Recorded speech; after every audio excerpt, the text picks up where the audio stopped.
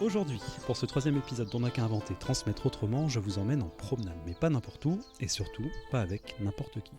Aujourd'hui, nous sommes dehors, et avec mon invitée Karine, nous allons prendre le temps d'abord de nous déconnecter pour mieux nous reconnecter à travers la marche, l'observation, l'accueil et le partage. Nous allons vivre une expérience sensible, et je l'espère suffisamment radiophonique, au beau milieu d'arbres majestueux sur le site des Sablières, situé juste à côté d'Angers. Nous allons donc nous mettre en mode avion pour activer le mode sensation. J'en dis peu dans cette introduction car Karine Chardon, mon invitée du jour donc, a beaucoup à transmettre sur sa pratique des bains de forêt et de marche afghane notamment.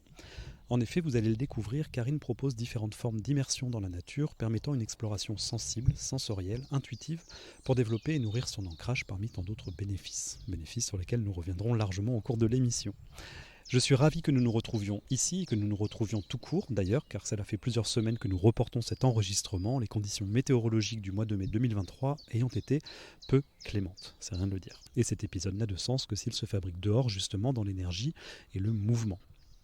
Alors, nous voilà au mois de juin, pas bien loin du solstice d'été d'ailleurs.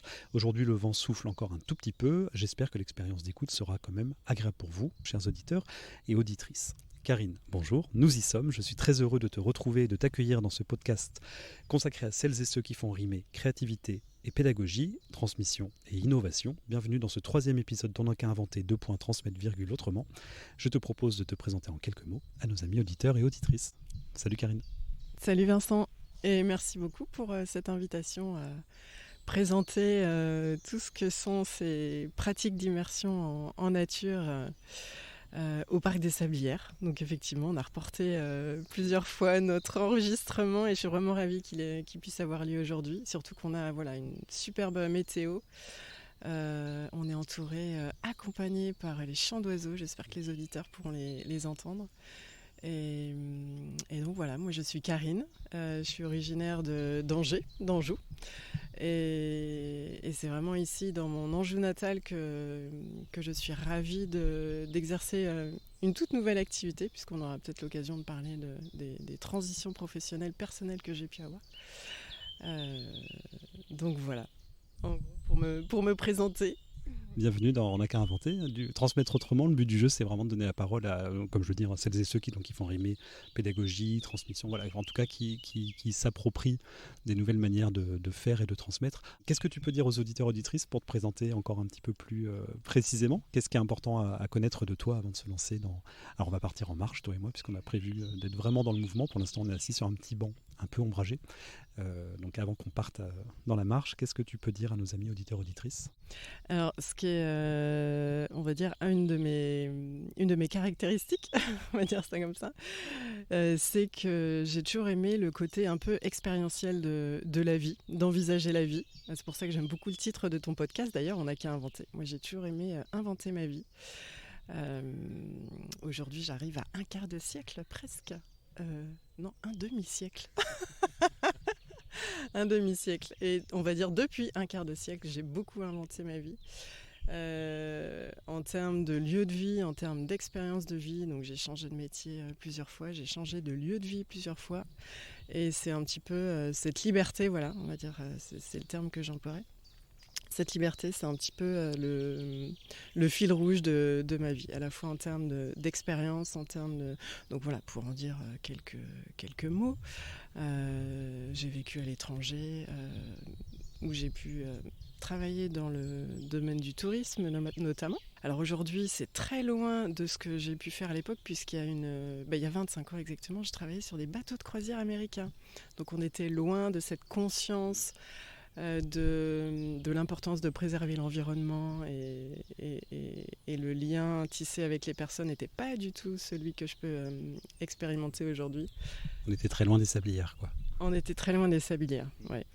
Et donc, voilà, j'ai expérimenté plusieurs lieux de vie. Donc ça a été, voilà, il y a eu les paquebots de croisière, mais à l'opposé de ça, il y a eu aussi une expérience de 6 mois dans les kibboutz en Israël. Et là, ça a été une façon de me reconnecter à la nature. J'avais grandi en nature, j'en reparlerai un petit peu plus peut-être tout à l'heure de mon parcours, de pourquoi je fais ça aujourd'hui, parce que c'est un lien. Mais cette vie dans les kibboutz, donc c'était en 98 très exactement. sur le bord de la mer Morte, en plein désert du Negev. Et là, il y a eu 6 mois de reconnexion à la nature, très très fort, très très très très puissant. Et voilà, des expériences comme ça, très multiples, qui sont venues jalonner la curiosité que j'ai pour découvrir la vie et puis tout ce qui peut être possible de faire, de vivre, en termes de rencontres. Et voilà. Beaucoup d'inventions, beaucoup de créativité dans ton parcours, beaucoup de rencontres aussi, j'imagine. On aura sûrement l'occasion de parler des rencontres inspirantes que tu as pu faire tout au long de ces années. Est-ce qu'on se met en marche ?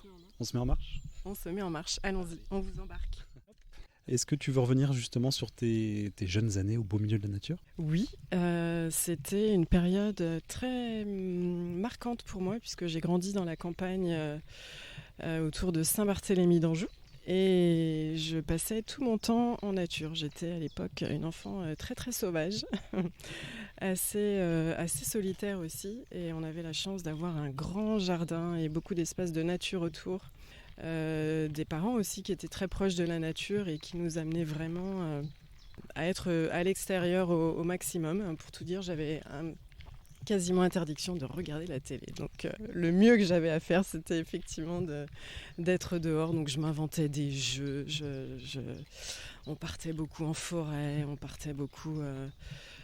quel que soit le temps, explorer la France aussi, aux 4 coins de la France, on faisait beaucoup de camping. Donc j'ai vraiment passé beaucoup de temps dehors. Et c'était vraiment je pense ma seconde maison, ou ma maison, mon environnement de prédilection. Ouais. Est-ce que tu te souviens un petit peu je ne sais pas si c'est facile de mettre des mots dessus, mais des sensations de cette enfance en pleine nature ? Alors c'était beaucoup de joie. Je repense notamment, alors il y a un autre, j'ai parlé du jardin de mes parents, mais il y avait le jardin de mes grands-parents aussi, qui habitaient juste à côté des Ardoisières d'Angers. Et c'était beaucoup de joie. Alors il y a quelque chose que j'ai reconnecté l'année dernière, c'était cette joie de grimper aux arbres. Et je me revois grimper dans le cerisier chez mon papy René pour aller ramasser des kilos, surtout les manger, des kilos de cerises. C'était c'était vraiment énormément de joie. L'envie au-delà du jeu, c'était vraiment la joie, le bonheur, l'insouciance. Ouais, c'est ça, l'insouciance. Ce que j'essaye de retrouver et de faire retrouver aux gens, aux personnes qui viennent dans les sorties en nature. Alors ça, c'est ta vie professionnelle d'aujourd'hui. Est-ce qu'en quelques mots, en quelques grandes étapes, tu peux nous parler de ton parcours ? Donc, tu as dit tout à l'heure en introduction que tu as commencé dans des grands paquebots américains. Quels ont été peut-être les déclics, les prises de position aussi peut-être en termes de valeurs ? Voilà, plein de pistes d'ouverture pour que tu nous racontes ton expérience professionnelle. Alors c'est vrai qu'en 25 ans d'expérience professionnelle, il y a eu beaucoup de transitions. Comme je disais tout à l'heure, il y avait une première partie qui a été autour des métiers du tourisme et de l'accueil notamment, en hôtellerie, en France, à l'étranger, et puis qui s'est poursuivie aussi en agence de voyage par la suite. Et est arrivée une période où il n'y a plus tellement de sens dans ce que je vivais. Moi, ça a toujours été beaucoup les rencontres qui ont forgé, qui ont été en partie des déclencheurs de transition. Il se trouve que j'ai rencontré, pour avoir reçu des soins en shiatsu, un praticien qui m'a fait découvrir la médecine chinoise. Et j'ai décidé très rapidement de quitter le milieu du tourisme pour me former à la médecine chinoise. Et donc pendant 10 ans, j'ai exercé en tant que praticienne en shiatsu, réflexologie plantaire. Ça, c'était une première transition. J'ai commencé donc cette connexion au corps et au sens, aux sensations par le soin, notamment le soin manuel et puis le massage plus globalement que j'aime beaucoup donner. Et puis il y a eu plusieurs événements qui ont fait que... Alors si, un premier événement, ça a été... j'ai été amenée, on m'a offert l'opportunité d'accompagner un groupe de marche dans le désert au Maroc. Ça, c'était à l'automne 2019, donc en itinérance avec les berbères et les chameaux. Et je me suis dit, là, voilà, je pars pas en tant que praticienne shiatsu, j'ai besoin de quelque chose qui puisse accompagner les personnes dans cette marche. Moi, j'ai toujours aimé randonner, j'ai toujours beaucoup randonné. Et puis, j'avais entendu parler de la marche afghane. Et là, j'ai repensé à cette pratique de marche. Je suis partie en formation à l'école de marche afghane France, une école qui est située dans le golfe du Morbihan. Et ça a permis donc d'accompagner les participants à ce voyage au Maroc à marcher sur de longues distances. Donc on marchait entre 15 et 19 km je crois par jour donc dans le sable.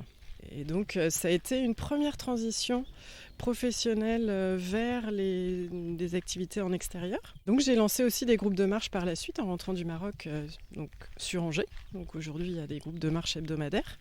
Et puis la grosse transition à suivre, c'est que en août 2020, je suis partie sur un chemin de pèlerinage, très exactement le chemin d'Assise, qui part de Vézelay et qui va jusqu'à la ville de naissance de Saint-François en Italie.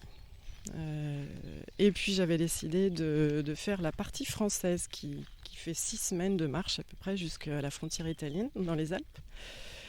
Et puis au bout de 3 semaines de marche, j'ai fait une chute et je me suis fracturé le poignet. Alors, on peut voir ça comme étant une catastrophe, et en fait pour moi c'était un cadeau. J'étais partie marcher en demandant à l'univers d'être éclairée sur mon chemin de vie. Je sentais que j'arrivais à une fin de cycle dans la pratique du shiatsu et j'aspirais à autre chose. Et voilà, cette fracture du poignet m'a stoppée de façon nette dans mon activité de soins manuels. Une décision que je n'arrivais pas à prendre par moi-même finalement. Et donc quand je suis rentrée tout l'automne 2020, c'était une période de profonde réflexion. Et ce qui s'est passé, c'est que j'ai repensé à un bain de forêt que j'avais vécu en 2018 en Irlande. Et en 2018, alors moi chaque année, quand je parlais d'expérience que j'aime faire, ça passe aussi chaque année, j'aime bien partir un mois pour vivre une expérience forte, qui soit spirituelle ou de connexion à la nature. Et là, j'étais partie un mois en woofing en Irlande en 2018 et j'avais eu l'occasion de vivre un bain de forêt. Et ça avait été à l'époque quelque chose d'émotionnellement, sensoriellement très très fort, vraiment très puissant. Et j'avais gardé la carte de visite de la guide en me disant mais c'est tellement extraordinaire cette expérience que moi aussi j'ai envie de faire ça un jour. Et... Alors ça, tu vas nous l'expliquer juste après. Est-ce que tu peux nous expliquer ce qu'est le woofing et puis ensuite évidemment plus précisément ce qu'est le bain de forêt qui porte 2 autres noms qu'on peut appeler sylvothérapie, tu vas le redire aussi, et puis qui a un nom japonais que je vais pas prendre le risque de prononcer moi-même, je vais te laisser le prononcer. Voilà, 3 identités on pourrait dire pour une seule et même pratique. Donc d'abord le woofing et ensuite qu'est-ce que c'est qu'un bain de forêt ? Alors le woofing, c'est un organisme international qui donne l'opportunité à des personnes d'aller dans des fermes. Bon, il y a d'autres possibilités, mais c'est principalement des fermes pour découvrir ce que c'est que l'agriculture biologique. À la fois, on travaille sur la ferme et en même temps, on est logé, nourri. Et ça permet de voyager et de découvrir ce qui se fait aux 4 coins du monde en termes de... c'est principalement ça, voilà. Ouais. C'est sans échange de salaire, c'est pas du salariat, c'est pas du travail déguisé, c'est vraiment offrir son énergie contre le gîte et le couvert. C'est exactement ça, ouais. Tout à fait. Ça peut intéresser notamment les plus jeunes, pourquoi pas les plus jeunes de nos auditeurs et auditrices, sur des nouvelles modalités d'action et d'engagement. Voilà, donc ça c'était pour le woofing, et concernant le bain de forêt. Alors concernant le bain de forêt, donc je vais finir ma petite histoire, comme ça permettra d'expliquer un petit peu ce que c'est. L'expérience donc, que j'ai vécue en Irlande m'est revenue en mémoire juste après donc, cette fameuse chute et fracture du poignet. Et je me suis dit, là c'est le moment de la nouvelle transition. C'est le moment de répondre à cet appel que j'ai eu il y a 2 ans Et ça a été un vrai élan du cœur. Ça a été vraiment une évidence. Enfin, il y avait pas d'autre voie possible dans ce que je ressentais. Et donc, j'ai cherché les centres de formation qui existent en France. Les personnes qui forment pour être guide. Il y en a plusieurs. Et donc, j'ai fait mon choix sur 2 écoles. Enfin, 2 centres de formation. Donc, il y a Jean-Marie Desfossés qui est en Sarthe. Donc j'ai fait 2 stages avec lui au printemps et l'été 2021. Et puis la formation que j'attendais tant parce qu'elle correspondait vraiment à la façon de vivre et de transmettre un bain de forêt comme celle que j'avais vécue en Irlande. Et donc c'est avec Bernadette Ray, qui est québécoise et qui vient 2 fois dans l'année en France pour donner ses formations. Et là, ça a eu lieu dans le Jura en septembre 2021. Donc 9 jours intenses de formation. Tous les matins, on était en nature pour vivre un bain de forêt. Donc avec elle et puis Nolwenn Lécuyer, sa collègue qui vient de Belgique. Elles sont toutes les 2 en binôme. Et c'est vraiment une formation de très très grande qualité. Et l'après-midi, donc on avait des cours en salle sur tout ce qui est... apprendre quels sont les bénéfices, comment se déroule un bain de forêt, quelles sont les précautions, quelle est la posture juste du guide, parce que c'est vraiment essentiel d'identifier quelle est cette posture. C'est important par rapport en termes de transmission notamment. Et ça tombe bien puisque c'est vraiment le cœur de l'émission. Et puis s'en est suivi une année de mentorat où moi j'ai guidé beaucoup de... Alors, pour reprendre tout à l'heure ce que tu disais, donc il y a 3 termes et le terme exact c'est le Shinrin-yoku. Donc le Shinrin-yoku qui est un terme japonais et qui littéralement est traduit par bain de forêt, mais en réalité c'est beaucoup plus que la forêt, parce que là tu vois on n'est pas en forêt, on est dans un parc, et pour autant on peut se reconnecter à la nature. Donc Shinrin-yoku, pourquoi au Japon ? Parce qu'en fait dans les années 80, il y a eu une vague de burn-out, d'épuisement au travail.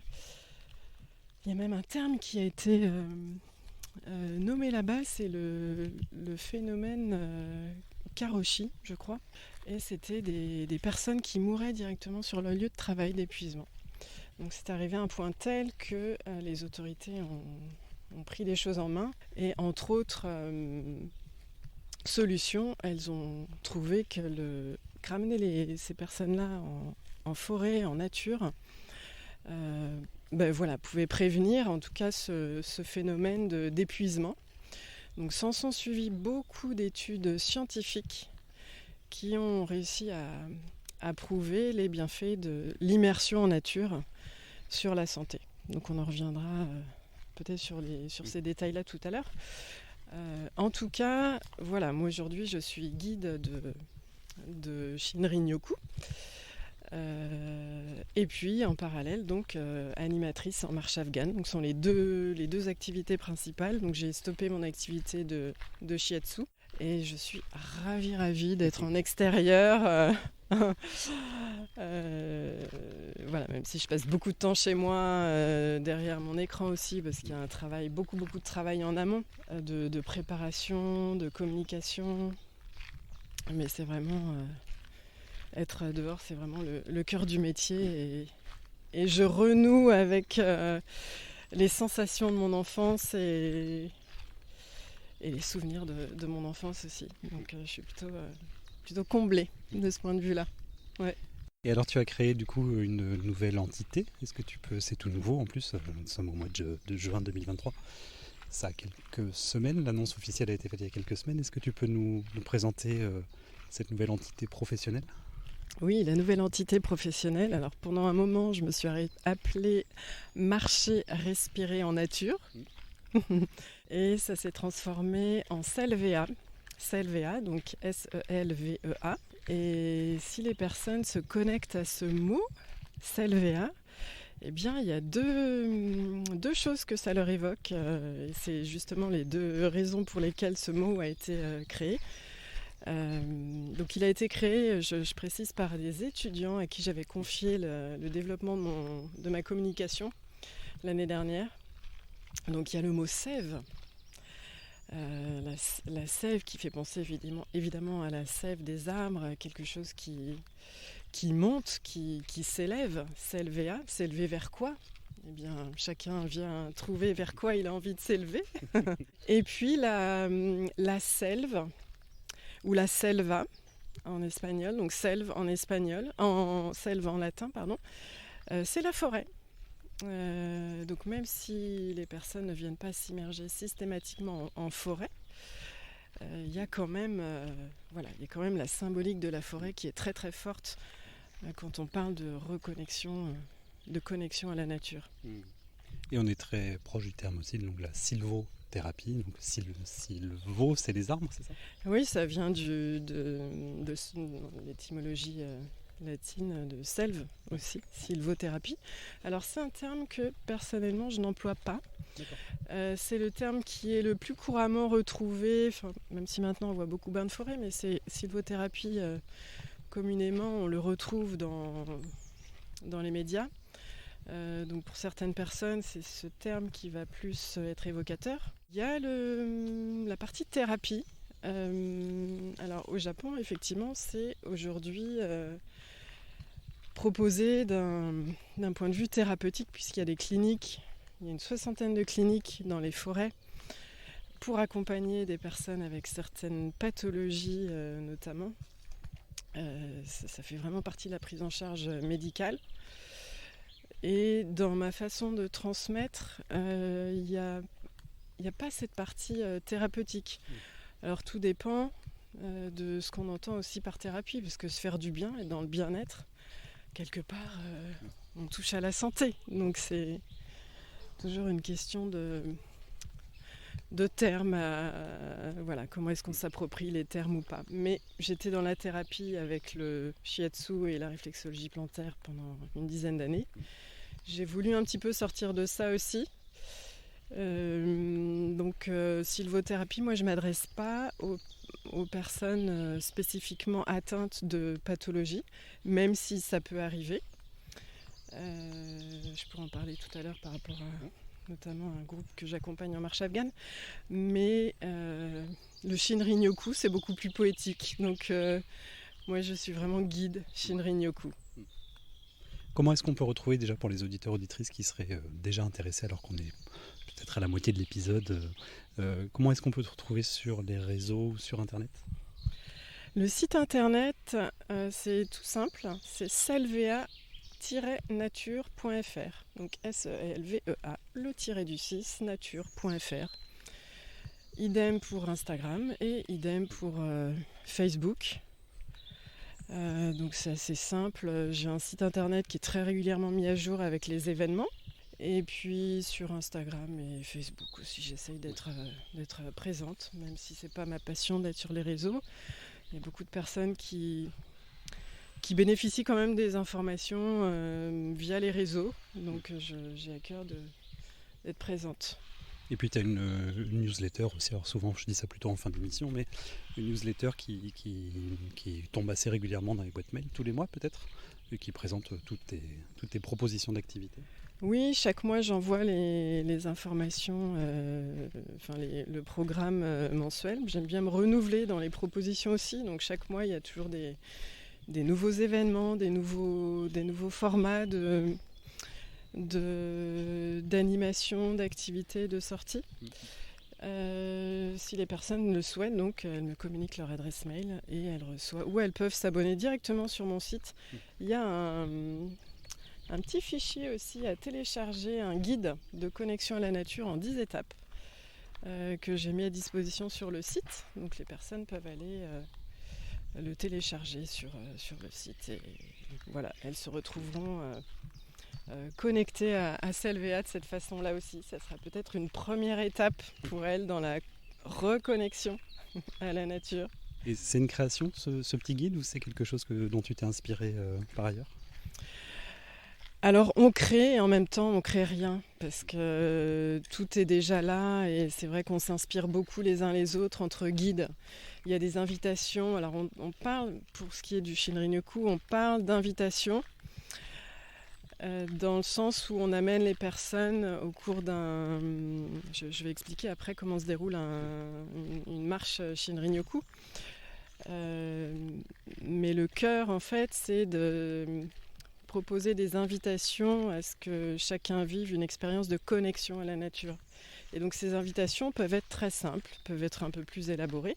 Et donc sur ce guide, j'ai listé une dizaine d'invitations très simples qu'on peut faire par soi-même. Donc non, elles ne sont pas à proprement parler inventées, parce qu'on est sur quelque chose de très sensoriel. Donc aller toucher, aller sentir, observer, contempler.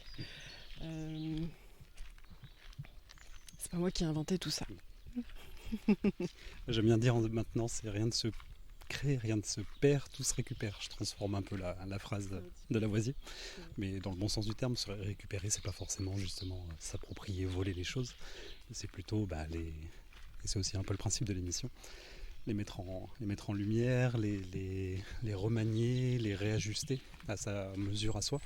Et ça, c'est pas mal ça. Alors ce que j'aime bien créer et inventer sont des parcours. Moi, je sillonne l'Anjou, le département, même la ville, les parcs de la ville depuis longtemps maintenant, depuis 2-3 ans, depuis que j'anime les groupes de marche, mais de façon beaucoup plus détaillée depuis que je guide les marches Shinrin-yoku, pour trouver les endroits les plus insolites, les plus inspirants, les plus favorables à cette connexion. Et j'aime bien créer les contenus avec des thématiques différentes, avec des intentions différentes, et qui s'adressent à des publics de plus en plus variés. Donc en ce sens-là, j'invente constamment. J'avais un métier avant où il n'y avait rien à inventer, rien à créer. Et aujourd'hui, je me plais à découvrir cette nouvelle facette de moi, cette nouvelle facette de la créativité. Et en fait, la nature nous amène à ça, parce qu'il y a les saisons. Donc un Shinrin-yoku d'été ne sera pas du tout le même que l'hiver, où moi je développe de plus en plus aussi le soir à la tombée de la nuit et à la pleine lune. Donc là, trouver des parcours où le point d'orgue, c'est arriver sur un point d'eau et il y a le lever de la lune juste en face, c'est magique. Et donc je crée ces parcours, ces enchaînements d'invitations dans les marches. J'adore ça. Tu te réinventes finalement perpétuellement, parce que même les saisons se répètent tous les ans, on le sait, mais d'une année sur l'autre, j'imagine que tu ne vas jamais proposer exactement les mêmes choses ou les mêmes endroits ou les mêmes. C'est pas clé en main, quoi. Alors c'est pas clé en main, et comme en plus les personnes reviennent, et c'est pas qu'elles reviennent une fois, mais il y en a qui reviennent 2, 3, 4, 5 fois. Je suis poussée à ça, moi, à créer finalement, pour leur apporter quelque chose de différent à chaque fois. Et moi, j'évolue aussi beaucoup parce que je participe à des stages par ailleurs pour continuellement nourrir mes pratiques et me nourrir moi.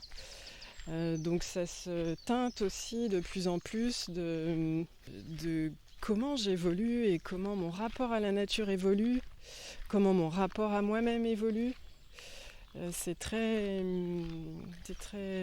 pense que les Shinrin-yoku, ou même ma façon, je vois surtout ça pour l'instant dans ma façon de d'animer les marches afghanes. La marche afghane, la façon dont je la guidais en 2019 n'a rien à voir avec la façon de la guider aujourd'hui. Alors justement, moi j'ai expérimenté avec toi en 2019 une session de marche afghane. J'ai un souvenir alors c'était sur Avrier, on n'était pas forcément au milieu des arbres, mais quand même dans un parc, un espace naturel. Je vais parler de mon expérience, puis ensuite je veux bien que tu complètes avec ton regard à toi, forcément, d'animatrice. J'ai un souvenir donc d'être dans un collectif avec lequel on a marché en silence, ce qui est déjà quelque chose d'assez extraordinaire, qui sort de l'ordinaire, et puis se concentrer sur un rythme de marche très particulier qui amène à une forme d'introspection, en tout cas des ressentis très particuliers, puisqu'on est là, toi et moi, on est en train de marcher, mais de marcher machinalement, je pourrais dire. Et j'en garde un souvenir assez fort, en tout cas, de se dire que selon notre manière de marcher, le rythme qu'on se donne, qu'on s'impose, autre chose va se passer. C'est pas une simple balade en forêt. Voilà, ça c'était mon expérience. Est-ce que toi tu peux compléter sur la marche afghane ? Oui, c'est exactement ça. C'est-à-dire que dès lors que l'on pose son attention sur quelque chose, donc en l'occurrence sur sa respiration, sur son corps, sur sa posture corporelle, eh ben, on peut avoir une influence. Et l'idée donc, de cette marche est notamment de se focaliser sur la respiration, c'est de pouvoir retrouver toute notre aisance respiratoire, l'améliorer, la potentialiser pour qu'elle soit là à nouveau à notre service. L'idée, c'est qu'on marche naturellement, on respire naturellement, il n'y a pas... ça se fait. Par contre, de là à savoir bien respirer, on l'a oublié. L'enfant, le bébé quand il naît, ou même l'enfant dans ses premières années, lui, il sait respirer. Et au fur et à mesure que les années passent, le corps va se raidir, il y a les dangers extérieurs qui vont venir impacter la capacité à bien respirer, le stress de la vie adolescente, adulte aidant. Il y a besoin de rééduquer en fait cette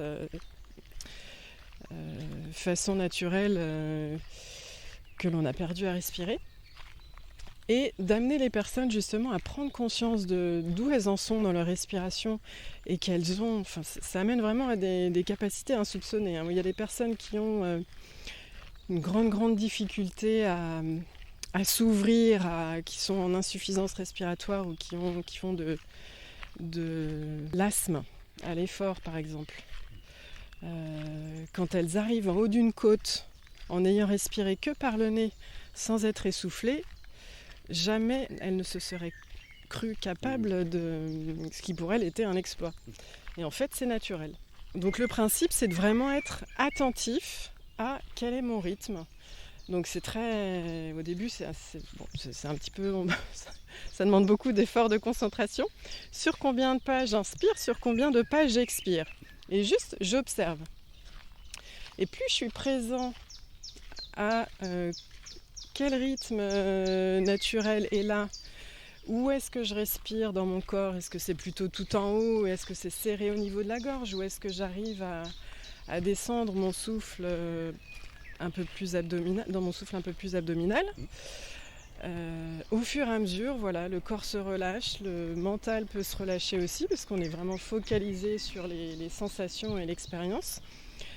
Et au fur et à mesure des séances, mais même au cours d'une première séance d'initiation, il y a des personnes qui arrivent à déployer leur souffle et à se réapproprier en fait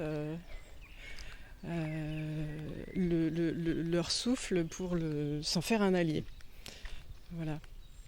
Mais c'est cette pleine présence à soi qui est vraiment essentielle, qui est la clé.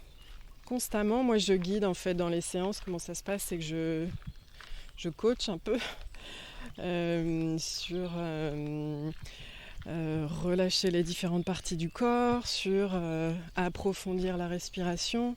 Et petit à petit, ça se fait. Naturellement, on a l'esprit qui part dans tous les sens.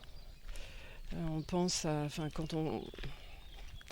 Quand on marche, on n'est pas vraiment attentif à ce qui se passe là, maintenant, tout de suite, dans l'instant présent.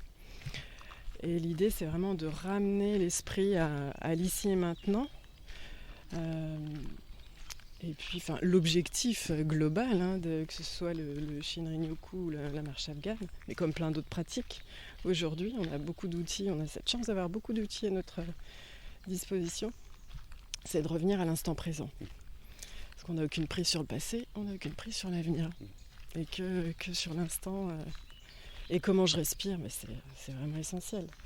Et ça se passe aussi dans les marches Shinrin-yoku. Il y a beaucoup de personnes qui expérimentent ce relâchement. La nature, en fait, directement impacte le système nerveux.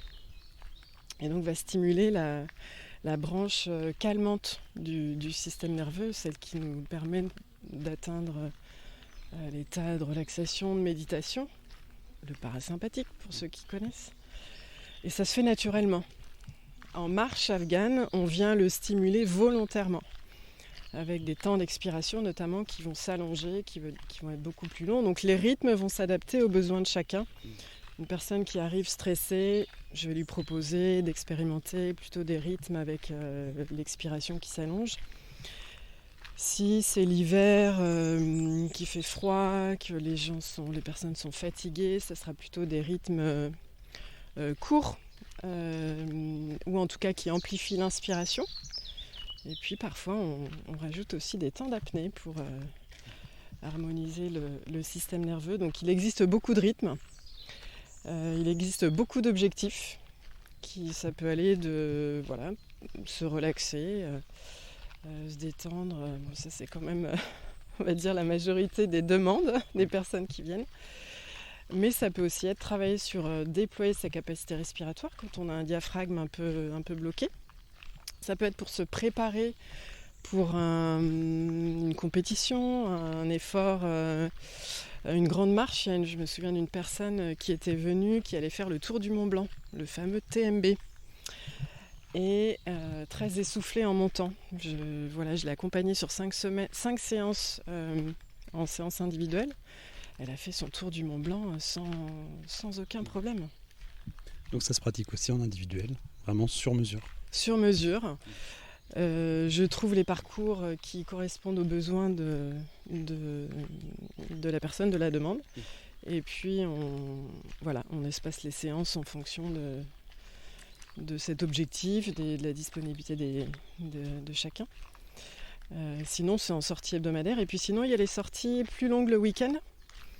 Où là, j'adore emmener les marcheurs découvrir l'Anjou, parce qu'on a quand même moult chemins de randonnée dans les vignes, sur les bords de Loire, sur les bords de Sarthe, de Mayenne, en forêt.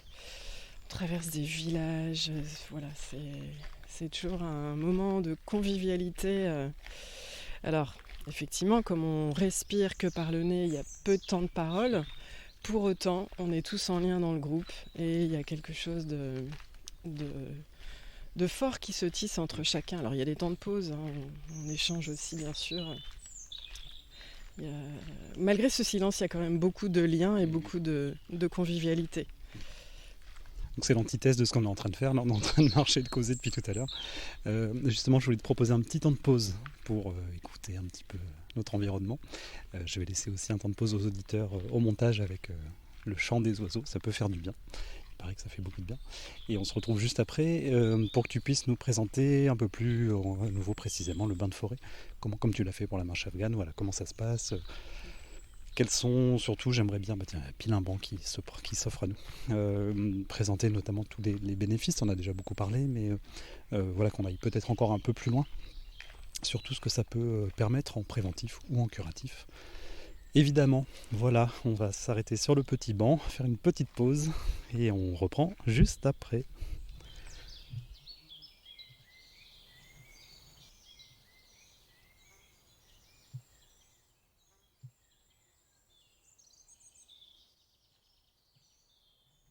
Nous voilà repartis en marche avec Karine, après une petite pause bienvenue. Karine, donc juste avant cette petite pause, je te proposais de nous présenter un peu plus précisément et spécifiquement le fonctionnement, mode opératoire de ce qu'est un bain de forêt. Un Shinrin-yoku en japonais. Un Shinrin-yoku. Eh bien, le Shinrin-yoku, c'est une marche. C'est une marche, mais contrairement à la marche afghane où on sera très actif dans la marche, la marche Shinrin-yoku, c'est une marche très lente. L'invitation, c'est de ralentir pour pouvoir se connecter plus facilement à soi et à la nature environnante. Donc une marche qui peut se dérouler par exemple sur maximum 1 km, 1 km et demi, voire 2 grands maximum, et ça peut même mettre 500 mètres finalement, sur une durée de 3 heures. C'est le format de base, pour que puisse opérer cette fameuse connexion dont je parlerai un peu plus tout à l'heure. Et puis ça peut aller jusqu'à une journée complète, un week-end. Moi je rêve d'organiser des week-ends d'immersion en nature. Voilà, mais si on part sur le format de 3 heures, il y a donc un processus. C'est vrai qu'on parle souvent du processus comme étant le moyen qui permet à ce qu'il se passe quelque chose. Et c'est au cours de ce processus, donc il y aura différentes étapes. Et la toute première, c'est se reconnecter aux sens. Donc on pense aux sens les plus connus comme la vue, l'ouïe, l'odorat, le goût, le toucher. Et en réalité, on en a 14.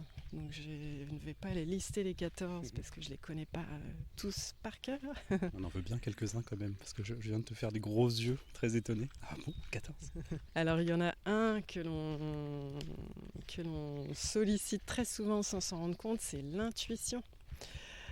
Quand on est vraiment connecté à soi et à ce qui se passe en soi, l'intuition peut arriver beaucoup plus facilement que quand on cherche à faire les choses par la volonté.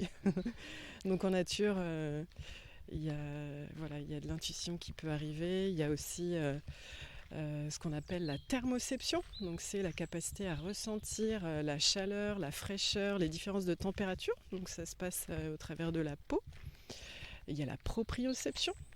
Comment je me déplace dans mon environnement, comment je trouve mon équilibre dans l'environnement. Toutes ces pratiques de connexion sensorielle, finalement, ça invite à retrouver le lien essentiel à soi, à ressentir la vie, se sentir traversé vraiment par la vie. Et donc, en fait, les sens vont être activés à différents moments d'une marche Shinrin-yoku. Mais les 5 sens vont être ceux qui vont être sollicités au tout début. Donc tu vois ici, on est dans le parc des Sablières, il y a beaucoup de soleil, il y a un petit peu de vent, une légère brise. Et là, l'invitation, ça serait d'observer les mouvements. Tu vois, on peut s'arrêter, par exemple, on va faire ça. On va s'arrêter. Et là, on ouvre les yeux face à soi, les yeux restent fixes. Et juste, j'observe. J'observe et je laisse tous les mouvements se révéler devant moi. Et là, ça provoque un bercement. Je ne sais pas si tu le sens, mais c'est hyper apaisant. En plus, on a le soleil qui traverse les feuilles qui sont encore d'un vert presque tendre, même si on est au mois de juin, mais elles sont encore bien vertes. Et c'est absolument, c'est comme un bain de jouvence, hein, toute cette lumière, ces jeux d'ombre et de lumière, et puis le vent qui caresse les feuilles. C'est comme si on pouvait être nous aussi caressés par ces mouvements. Donc on reste là dans l'observation pendant quelques minutes. Après, il y a se connecter au chant d'oiseaux. Donc là, aujourd'hui, on a vraiment un cadeau extraordinaire, on est servi. Et il y a quelque chose d'essentiel aussi, c'est la couleur verte. Il a été prouvé vraiment que d'un point de vue bénéfique pour la santé, se connecter à la lumière verte était très très apaisant. Pourquoi ? Parce qu'en fait, je change un petit peu de sujet, mais l'origine de l'homme, c'est de vivre en pleine nature. Donc la couleur verte, on y est habitué, c'est engrammé dans nos cellules depuis toujours, que se retrouver environné de vert, c'est très sécurisant. Donc se connecter à cette couleur verte, c'est une couleur qui apaise. Et puis l'automne, ça va être les couleurs jaunes, rouges, il y a des teintes de mauve aussi, des couleurs beaucoup plus chaleureuses qui peuvent donner des sensations différentes aussi. Donc voilà, le départ d'une marche, ça va être se connecter à la nature par l'intermédiaire des sens. Donc bien sûr, on va toucher aussi. Alors qu'arrive un groupe de randonneurs. Un groupe de marcheurs nordiques. Pas du tout la même énergie. Parce que là, on est dans le bruit assourdissant des bâtons qui défoncent le sol littéralement. Qu'on entend peut-être d'ailleurs au loin. La buse là-bas n'est pas contente. Donc on a changé de direction. Et puis voilà, après cette connexion au sens, on poursuit la marche et il y aura différentes invitations. Alors il y a toujours ce mythe du câlin aux arbres. Eh bien, ce n'est pas systématique d'aller faire des câlins aux arbres. Alors ça, c'est très caricaturé et c'est très moqué, ce côté justement d'être complètement barré, d'aller enserrer les arbres. Est-ce que c'est quelque chose dont on parle beaucoup, je sais pas, lors de la prise de contact avec toi par exemple? On en parle beaucoup, alors, parce que c'est véhiculé par les médias et parce que c'est effectivement très moqué. Et pourquoi c'est moqué ? Je pense que les personnes ont difficilement cette sensation d'être face à un être vivant quand ils sont face à un arbre ou n'importe quel végétal. En réalité, bien sûr qu'on peut aller faire un câlin aux arbres. Si on imagine qu'on va faire un câlin à un autre être vivant, mais vraiment le considérer comme étant un autre que soi. Et c'est le cas de peu de personnes, je pense. Donc on peut rentrer en lien avec un arbre de plein de façons. Moi, je ne propose pas le câlin aux arbres. Si ça vient spontanément, bien sûr que les personnes feront leur câlin. Mais il y a d'autres façons et ça peut être dans un premier temps à distance, juste arriver face à un arbre et vraiment le considérer comme étant égal à soi en tant qu'être vivant. Alors, je me permets, j'ai une petite théorie là-dessus. Je fais un lien avec ma pratique pro, où j'installe beaucoup les gens, on enlève les tables, les gens s'installent sur des chaises mais en cercle, souvent en angle de cercle. Et j'ai toujours la blague des alcooliques anonymes. Mais vraiment, à chaque fois, ados, adultes, jeunes adultes, toujours cette blague revient. Et je dis toujours, c'est dire la pauvreté de la culture de coopération qu'on a en France, par exemple. Et là, dans ce que j'entends de ce que tu dis, c'est dire la pauvreté de la culture qu'on a sur la connexion à la nature ou sur le fait de pouvoir envisager un arbre comme un être vivant vraiment, réellement, sans que ce soit tout de suite moqué. Et donc le réflexe des gens, souvent, c'est d'utiliser l'ironie pour se défendre dans cette situation complètement inhabituelle où, mon Dieu, il n'y a plus de table qui me protège, ou je suis seul face aux arbres dans la nature, quoi. Voilà. Donc je pense que c'est un réflexe aussi de protection. C'est effectivement un réflexe de protection par méconnaissance et par difficulté à envisager que ça pourrait être autrement.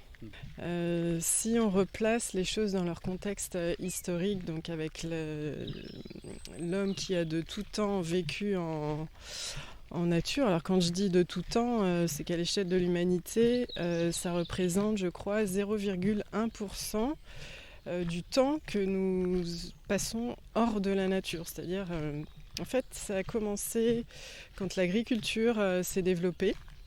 La nature est devenue un objet. On a utilisé la nature à des fins de consommation notamment.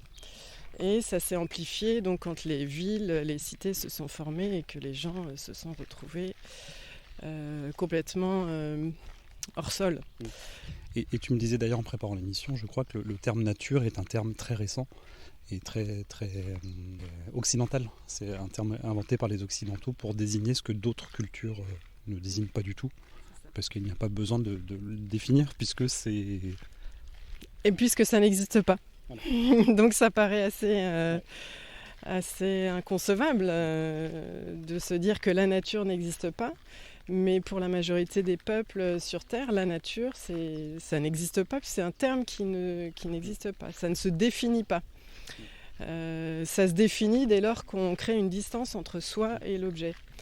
Et c'est arrivé, alors ce terme nature, c'est vrai qu'il est beaucoup utilisé depuis qu'on l'a séparé de la culture, mais depuis, on va dire, quelques siècles. C'est un terme qui a trouvé sa place dans notre langage. Pour les peuples premiers, ça n'existe pas du tout parce que l'homme fait partie intégrante de la nature. Il est animé lui aussi de cycles, il fait partie du cycle, de tous les cycles en fait. Et il n'y a pas de raison de se séparer de la nature. Donc c'est ce lien-là qu'il est essentiel vraiment. Hier soir, j'étais à la diffusion du film Etugan en présence de Arnaud Rioux au 400 coups. Et ça a été vraiment le message qui fait passer dans son film de tous les peuples premiers, de de retrouver ce lien originel et instinctif à la nature sans se croire séparés d'elle. Et il y a beaucoup de personnes aujourd'hui qui appréhendent de retourner en nature parce que les petites bêtes, parce que je connais pas, parce que la nuit ça me fait peur, parce que c'est sale, pour X raisons finalement, notamment malheureusement aussi chez les enfants, on commence à voir ça. Alors qu'à côté de ça, il y a ce qui a été identifié depuis quelques années aux États-Unis, ce qui s'appelle le syndrome du manque de nature.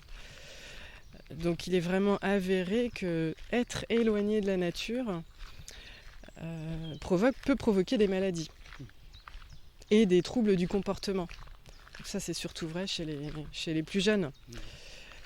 Donc moi j'aspire à développer de plus en plus de marches Shinrin-yoku pour les enfants, pour les familles, reconnecter les enfants mais les parents aussi à ce lien essentiel à eux. Quand on parle du lien, c'est vraiment le lien à soi, à l'autre et à la nature. Et donc voilà, dans ces formats-là, dans ce processus du Shinrin-yoku, il y a des choses qui se passent. C'est assez étonnant. Moi, je suis assez émerveillée à chaque fois des réactions que certaines personnes peuvent avoir, être bouleversées, être touchées jusqu'aux larmes, soit parce que ça leur rappelle des souvenirs de l'enfance, soit parce que le fait de juste toucher un arbre sans lui faire de câlin, mais juste toucher, le sentir, ou un chant d'oiseau qui peut... Voilà, on peut être touché par la musique classique, mais on peut aussi être touché par le chant d'un oiseau. Il y a beaucoup de choses vraiment qui se passent dans ces marches. Et au bout du processus de 3 heures, donc on se retrouve autour d'un temps convivial, chacun partage, chacun nomme ce qu'il a ressenti s'il le souhaite. Et donc même si tout se fait beaucoup en silence, on a ces temps de partage qui sont essentiels pour aussi intégrer tous les bienfaits de ce qui s'est déroulé pendant la séance. Et puis il y a toujours des effets miroirs intéressants entre les participants. Bah tiens, t'as vécu ça ? Ah ouais, c'est vrai, moi aussi j'ai vécu ça finalement. Et là ça s'intègre et c'est beaucoup de joie, beaucoup de joie à chaque fois. C'est vraiment ça qui ressort. Est-ce que tu veux bien nous parler, pour conclure cette émission, des valeurs que tu défends, que tu nourris à travers ces activités, et puis aussi parler de ton regard sur cette grande notion de transmission. Oui, alors les valeurs, c'est vrai que tu m'as posé la question tout à l'heure et en fait, merci d'y revenir. Ces valeurs, alors il y en a une, c'est un peu le fil conducteur de ma vie, on va dire en général, c'est le soin. Le soin, le respect, mais surtout le soin apporté à soi, apporté aux autres et à la nature. Prendre soin de son corps. Donc quand on part en marche afghane, qu'on se connecte à son souffle, à sa posture, comment je relâche mon corps, comment je peux respirer en toute fluidité, sans effort. Ce qu'on ne fait pas là, parce qu'on vient de monter une petite côte tout en parlant. En parlant depuis 1 heure. Donc vraiment, quel soin j'apporte à mon corps, quel soin j'apporte à ma qualité de présence, à moi, à ce qui se passe en moi et comment je peux agir dessus.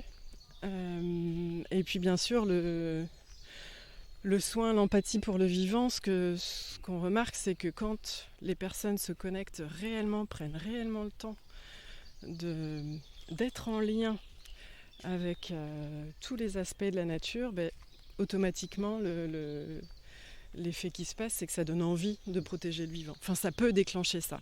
Et je pense notamment à un jeune homme qui était venu à une marche sensorielle nocturne qui était lagueur. Et le lendemain, il fallait qu'il aille tronçonner un arbre, un gros arbre en plus, je crois que c'était à l'époque, de ce qu'il a dit, chez un client et ça lui était tombé dessus comme ça. Mais comment je vais pouvoir faire ça demain après avoir passé la soirée dans la famille des arbres ? Donc il y a cette empathie pour le vivant qui peut... moi je suis vraiment très honorée, très, très touchée par ça quand je constate qu'il y a cet effet-là chez les personnes, enfin chez moi la première.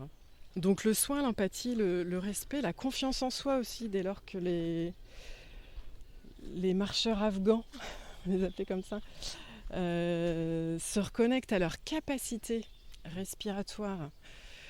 Et puis cette posture aussi, tu vois, en marche afghane, en marche, il faut imaginer les nomades afghans, enfin les nomades tout court.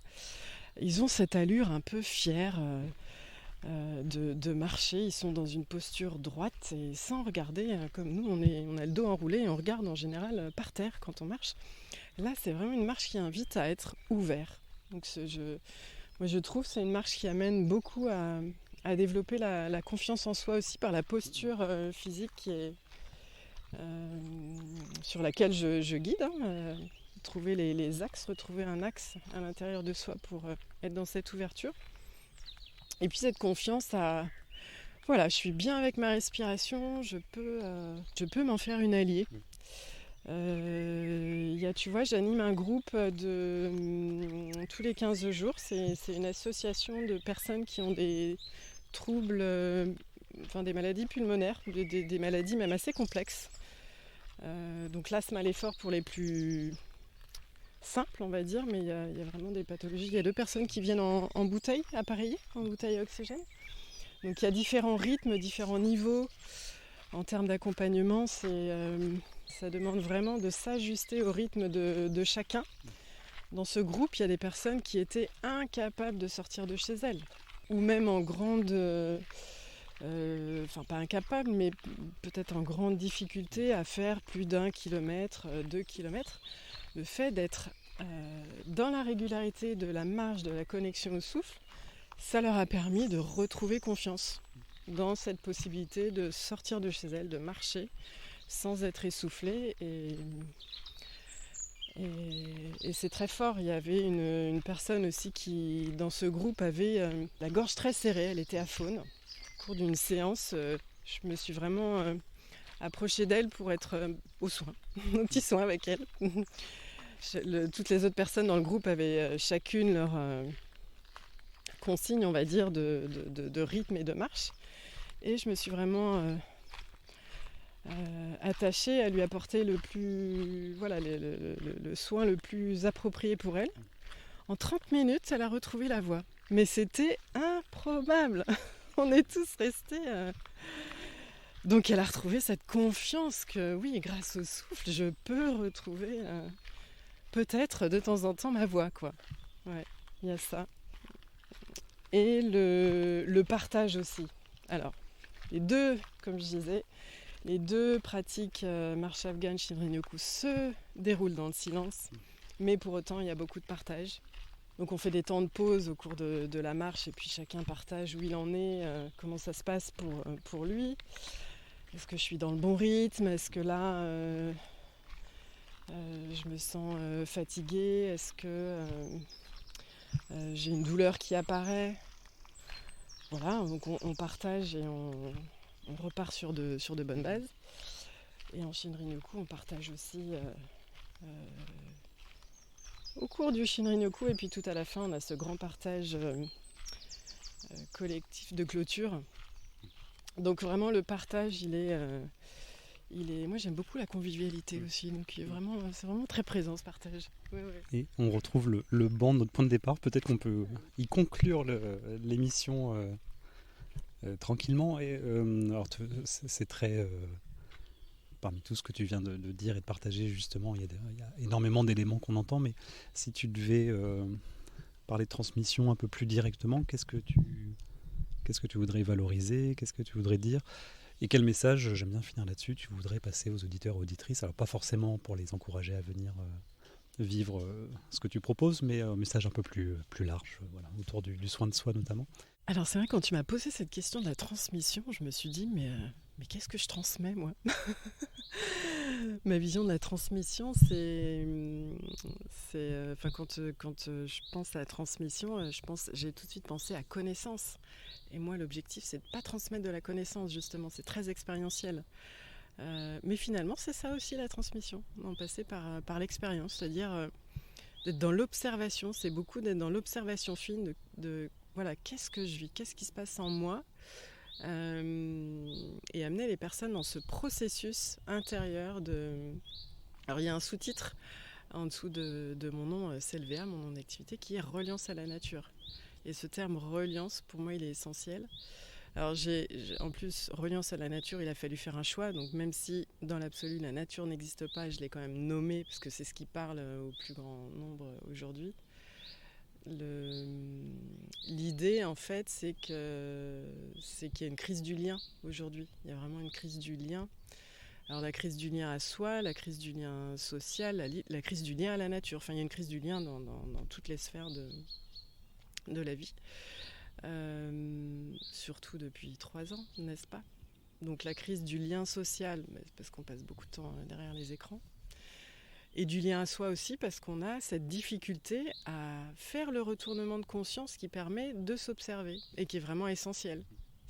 En termes de bien-être, parce qu'on est sur le sujet du bien-être et de la santé, c'est un mouvement qui est vraiment essentiel de faire. Et puis ce lien à la nature aussi. Donc ça, c'est les 3 axes de transmission. Qui est donc avec ce côté très expérientiel. Si on prend la connexion à soi, par exemple, se connecter au sens, que ce soit toucher un arbre, sentir la mousse, écouter le bruit du vent dans les feuilles, ça amène vraiment à se poser et à ressentir, juste ressentir. Qu'est-ce qui se passe en moi? Mais ouais, ça me fait du bien en fait. Mais j'en veux plus. Voilà. Et puis de là, il y a la connexion à la nature qui se fait. Ah ouais, en face de moi, j'ai un arbre. Mais il vit. Mais qu'est-ce qui se passe entre lui et moi, quoi? Donc tu vois, cette transmission, elle est plus... je ne peux pas transmettre de la connaissance. Même si au début, quand on part en marche afghane, il y a toute une phase un peu de connaissance. Voilà, la posture, on va se placer comme ça. La respiration, on inspire plus ou moins profondément. Enfin, il y a quelques aspects techniques. Ouais, c'est une marche qui peut être un peu technique. Mais après, tout passe par l'expérience. Et moi, je ne fais que guider ce processus de connexion à l'expérience. Ouais. Et les personnes vivent ce qu'elles ont à vivre. Chacun vit différemment sa connexion à lui, sa connexion à la nature et puis sa connexion à l'autre. Et peut-être c'est les derniers mots parfaits pour finir cette émission qui parle de ta posture et de ton rôle d'accompagnante. Voilà. Est-ce que tu as un petit mot final? Sur quoi est-ce que tu aimerais finir cette émission? On n'a pas beaucoup parlé, même si j'avais quand même ça en toile de fond, je pense. Peut-être que ça a été perçu malgré tout, tous les bénéfices que l'on peut tirer de ces pratiques. Alors, il y a un terme, c'est de la connaissance pure, un terme qui est employé depuis une vingtaine d'années qu'on va retrouver dans certaines publications, qui est la biophilie. Et j'ai envie de conclure là-dessus parce que la biophilie, qu'est-ce que c'est? C'est en fait cette hypothèse selon laquelle les humains sont naturellement attirés par la nature. Parce qu'on vient de là, encore une fois. Et ça, c'est vraiment essentiel. Et ce que j'ai envie d'inviter chaque auditrice et auditeur à faire, c'est vraiment prendre ce temps-là. On en a tous besoin, surtout depuis les 3 années qu'on vient de vivre, éloignés des autres. Et on avait beaucoup de temps pour soi. Et pour autant, est-ce qu'on a cultivé le lien à soi? Je ne sais pas. Enfermé entre 4 murs, c'était pas si facile. Et puis ce fameux lien à la nature. Donc, moi, je serais ravie de vous retrouver pour toutes ces expériences magiques. Et puis, qui que vous soyez, parents, enfants, associations, entreprises, il y a des propositions qui s'adaptent à chacun d'entre vous. Donc, n'hésitez pas à éveiller votre curiosité pour oser un nouveau challenge, peut-être, de venir faire cette immersion sensorielle et intime avec le vivant en vous et puis à l'extérieur de vous. Et c'est tout le paradoxe, c'est que c'est à la fois extrêmement innovant alors que c'est absolument naturel, ça devrait être absolument naturel, sans mauvais jeu de mots, mais voilà, que d'être au cœur de la nature sans même le penser, en fait, sans même l'imaginer. Merci beaucoup Karine pour tous ces éléments, pour ce partage, pour cette promenade, balade, plutôt marche disons, très agréable. On a eu la chance d'avoir un temps vraiment parfait, le vent se lève pile poil quand on finit l'émission, donc voilà, c'était vraiment le bon créneau, le bon moment. Je suis persuadé que nos auditeurs et auditrices auront passé un excellent moment, alors j'espère très apaisant, peut-être que nos bruits de pas vont prendre un petit peu de place, mais en tout cas entouré des chants d'oiseaux et du chant du vent dans les feuilles d'arbres. Et puis à l'écoute de tes mots et de tout ce que tu as pu partager de ton parcours, donc merci beaucoup pour ce partage. Est-ce que tu peux nous redire s'il te plaît comment se connecter à toi, pour le coup, si on est intéressé? Eh bien c'est simple, rendez-vous sur le site selva-nature.fr. Et je suis facilement joignable par mail, téléphone aussi. Très souvent en nature, mais aussi très souvent, comme tu le disais, ou trop souvent peut-être devant ton écran à organiser, à prévoir, à faire de la communication. Et c'est aussi le nerf de la guerre, entre guillemets, de préparer tout ça pour vivre des moments forts d'immersion. C'est vraiment le terme que j'ai envie de retenir, c'est l'immersion. C'est ce que j'ai ressenti ce matin. J'ai suivi mon intuition de me dire que ça pourrait être un super moment à vivre, alors très égoïstement pour moi, et puis aussi pour les auditeurs auditrices qui seront allés jusqu'à la fin de cette émission. Merci Karine, et je te laisse le mot de la fin, peut-être si tu as un dernier mot à partager. Et chers auditeurs auditrices, à très bientôt pour un nouvel épisode d'On n'a qu'à inventer, transmettre autrement. Merci beaucoup Vincent. Moi je reviens sur une pratique essentielle que je propose, mais qui est proposée beaucoup par les peuples premiers, c'est la gratitude. Donc moi j'exprime aujourd'hui ma gratitude pour le podcast On n'a qu'à inventer, d'avoir donné la parole à ce que c'est que la connexion et la reconnexion à la nature, à soi et à l'autre. Et puis j'invite chacune et chacun des auditrices et auditeurs à pratiquer cette gratitude au quotidien pour tout ce qui les entoure, tout ce qui est vécu. Et puis voilà, gratitude infinie. Merci Karine, et à bientôt. À bientôt.